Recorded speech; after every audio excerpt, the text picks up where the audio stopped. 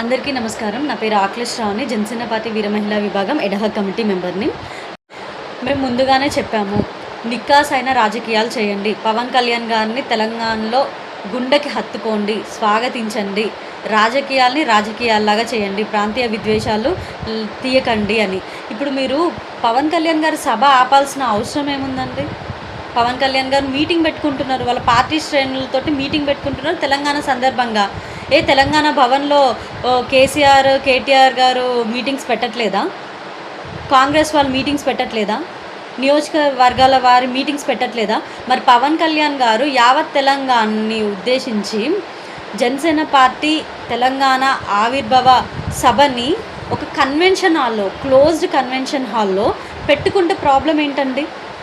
అది కూడా సభ wantedly cancel చేయించాలనే ఉద్దేశంతో కరెక్ట్గా రేపు సభ అవుతుందంటే రాత్రికి నోటీసులు ఇవ్వడం ఏంటండి? ఆఫ్టర్ 6 తర్వాత అప్పటికి అల్లు పెరగకుండా తెలంగాణ లీగల్ టీం కూడా వెళ్ళి మోషన్ పిటిషన్ కూడా దాఖలు చేసింది. జడ్జి గారికి కూడా మేమందరం కూడా రిక్వెస్ట్ చేస్తుంది ఏంటి అని అంటే, ఇది ప్రజాస్వామ్యాన్ని, డెమోక్రటిక్ గొంతుని, రాజకీయాల్ని చాలా సునాయాసంగా తొక్కుతున్న ప్రయత్నాలు. దయచేసిన పార్టీ అనేది నేషనలైజ్డ్ పార్టీ. ఇక్కడున్న శంకర్ గౌడ్ గారు తెలంగాణ బిడ్డ, నందగిరి సతీష్ తెలంగాణ బిడ్డ, రామకృష్ణ మిర్యాల ఖమ్మం తెలంగాణ బిడ్డ. ఈ తెలంగాణ నేలని నమ్ముకొని ఇదే తెలంగాణ గడ్డపైన పుట్టిన బిడ్డలు ఉన్నారు. యువత ఉంది, పవన్ కళ్యాణ్ గారిని ఆదర్శంగా తీసుకున్న యువత ఉంది. అలాగే తెలంగాణ నాయకులు కూడా ఇక్కడ ఉన్నారండి. మరి ఆంధ్ర పార్టీ అని మీరు ఎలా మాట్లాడుతున్నారు? ప్రాంతీయ విద్వేషాన్ని ఎవరు లేపుతున్నారు? తెలంగాణ జనసేన పార్టీ మాట్లాడిందా అండి?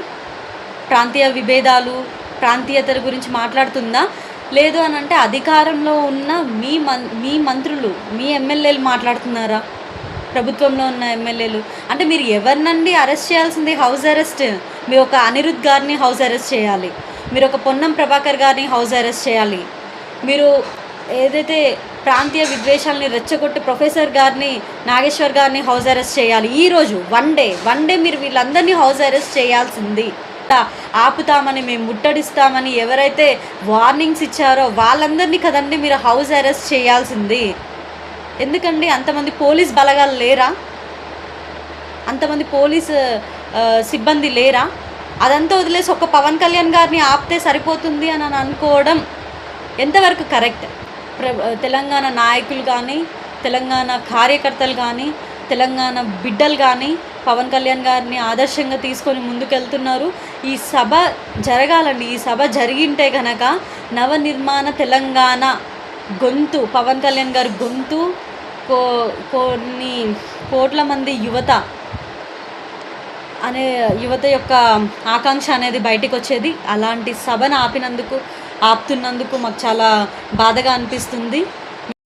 ఇంత నియంత పాలనకి ఈ తెలంగాణ ప్రభుత్వం దిగజారుతుందని నేను అనుకోవట్లేదు.